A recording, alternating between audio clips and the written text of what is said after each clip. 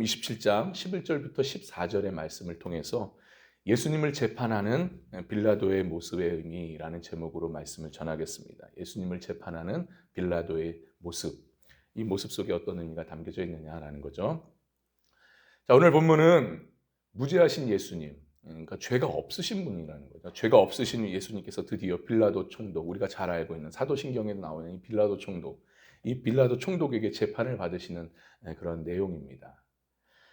참으로 죄도 없으실 뿐만 아니라 만왕의 왕이신 우리 예수님께서 사실 참 자신이 창조한 피조물, 빌라도잖아요. 어떻게 보면 이 빌라도에게 재판을 지금 받으시고 계시다는 거죠. 그래 우리는 오늘 본문에서 특별히 예수님을 재판하는 이 과정 속에서 이 빌라도의 모습을 좀 한번 집중해서 한번 보려고 합니다. 그러니까 참으로 이 예수님을 재판하는 이 과정 속에서 이 빌라도가 어떤 모습을 보이고 또 그 모습 속에 어떤 의미가 담겨져 있는가를 우리가 한번 살펴보려고 합니다. 그럼 이제 예수님을 재판하는 이 빌라도의 모습, 과연 어떤 모습이고 의미가 담겨져 있는지 본문을 통해서 한번 한 가지만 살펴보고 마치도록 하겠습니다. 자, 첫 번째입니다. 예수님을 재판하는 빌라도의 모습. 첫 번째 어떤 모습이었냐? 바로 빌라도가 내가 유대인의 왕이냐라고 물었습니다. 예수님을 향해서 빌라도가 내가 유대인의 왕이냐 이렇게 물은 거죠. 우리 11절의 말씀 함께 다시 한번 봤습니다. 시작. 예수님께서 총독 앞에 섰음에 총독이 물어 이르되 내가 유대인의 왕이냐? 예수께서 대답하시되 내 말이 옳도다 하시고 여기까지요. 참으로 총독 이 빌라도가 예수님 향해요. 내가 유대인의 왕이냐라고 이제 물었는데 사실 몰라서 물었겠습니까? 이미 빌라도는 이미 알았어요. 예수님이 어떤 분인지 충분히 알고 물었던 겁니다. 그러니까 지금 예수님이 무죄한 분이시라는 것을 알면서도 지금 재판을 진행하고 있다 이 말이에요. 곧 이것이 뭘 말해주는 겁니까? 그러니까 알고도 죄를 짓고 있다는 것을 우리에게 보여주고 있습니다. 그러니까 알고도 짓는 죄. 모르는 것도 죄지만, 무지한 것도 죄지만 알고도 죄 짓는 것은 더 가중 처벌을 받을 만한 그런 죄라는 거죠. 무서운 죄입니다. 솔직히 이거는. 우리는 이런 죄를 짓지 않기를 주님의 이름 간절히 축원합니다. 참으로 빌라도는 당시 어떤 사람이었냐? 로마로부터 파송된 총독이었어요. 그러니까 유대와 사마리아를 이 두 군데를 전 지역을 관할하는 총지휘관이었습니다. 그러니까 이에게는 입법 그리고 군사, 행정 이 모든 권한들이 그에게 주어졌기 때문에 막강했습니다. 막강한 신분을 갖고 있었어요. 그 힘을 갖고 있었죠. 자, 그런 점에서 우리가 본다면 이 지금 재판장으로서 지금 판결을 내야 되는 이 빌라도인데 그 빌라도가 이 예수님에 대한 재판을 할 때 그냥 재판을 했겠냐라는 거예요. 아무렇게나 재판을 하겠냐라는 거죠. 아니죠. 모든 예수님에 대한 정보 수집을 다 가지고 받고 본인이 봐서 판결하는 거 아니겠습니까? 그러니까 예수님에 대해서 너무나 잘 알고 있었던 거예요.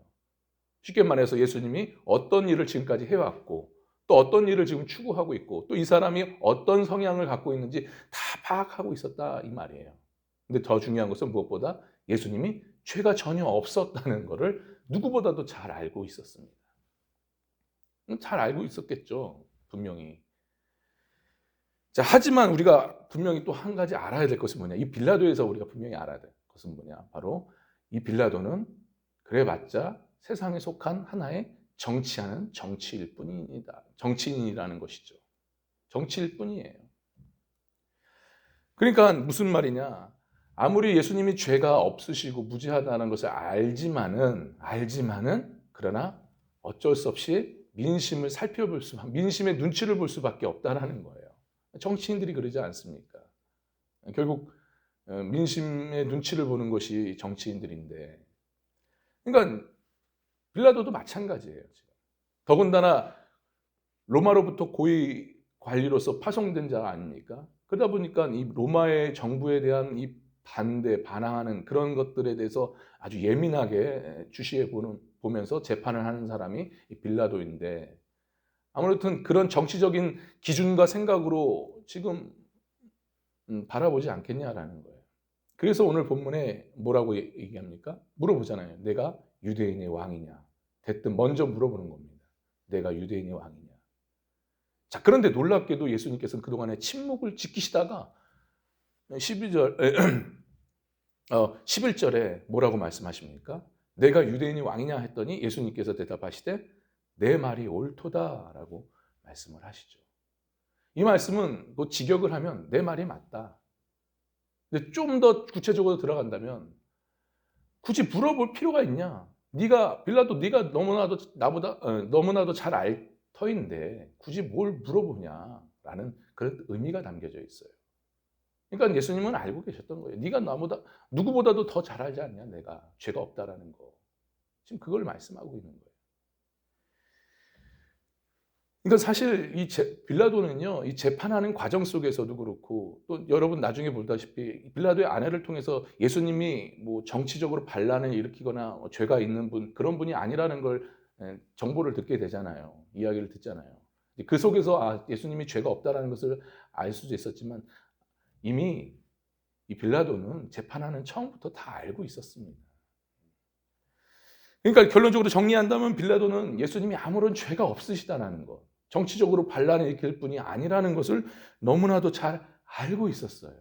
그럼에도 불구하고 재판을 계속 진행해 버립니다. 근데 더 중요한 것은 마지막 최종적으로는 어떻습니까? 유대인의 뜻대로 판결을 내려버리죠. 사형평 판결을 내버립니다. 이는 곧 뭘 말해주는 겁니까? 예수님이 무지한 분이시라는 것을 알면서도 결국 예수님을 사형 판결 내는 죄를 짓고 있다는 거예요.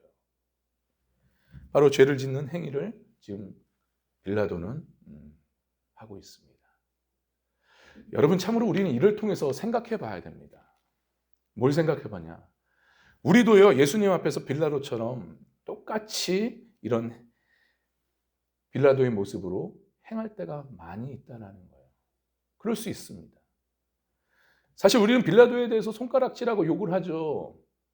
어떻게 그럴 수가 있냐? 죄 없는 분을 사형 판결을 내릴 수 있냐? 근데 여러분 보세요. 우리의 삶을 볼 때 과연 우리가 빌라도를 손가락질하고 욕할 수가 있겠냐라는 거예요. 무슨 말이냐?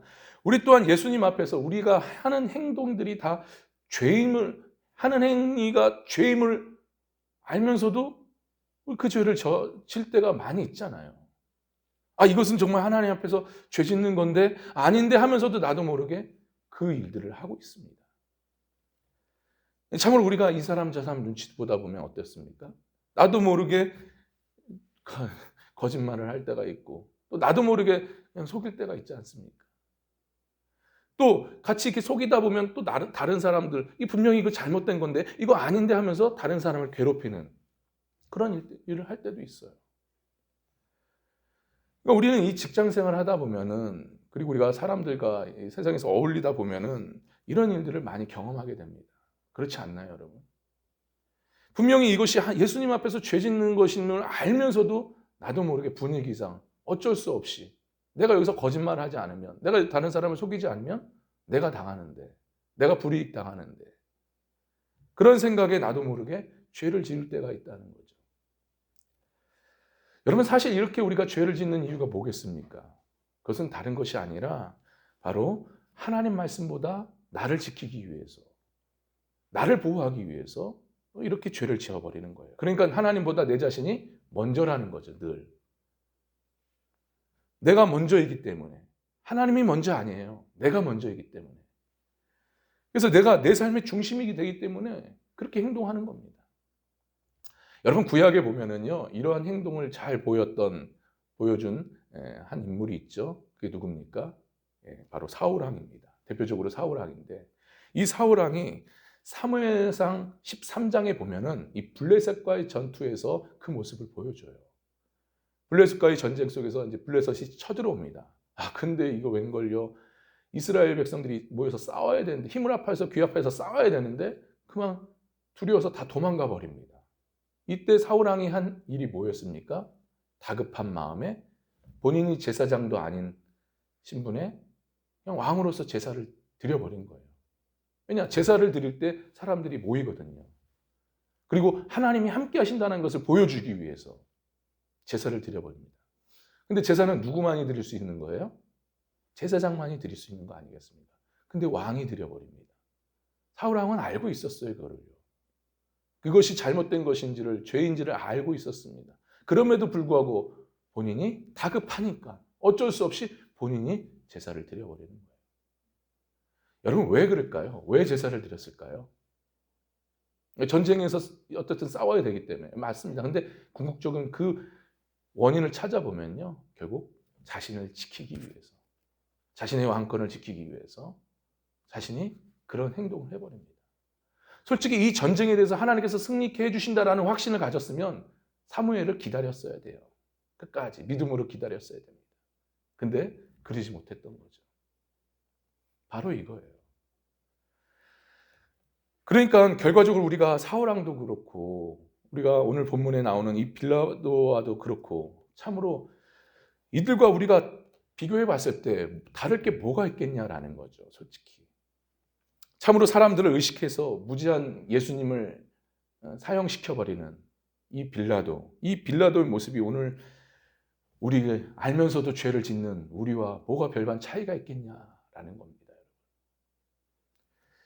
그러니 우리는 예수님의 이 무지함을 알면서도 재판을 해버리는 이 빌라도의 모습, 우리는 이 모습을 항상 기억하면서 우리의 삶 속에서 사람들로 인해서, 환경으로 인해서 알면서도 죄 짓는 일들 우리가 많지 않습니까?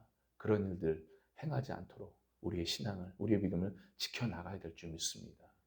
다시 말해서 항상 하나님이 우선시 돼야 되는 거예요.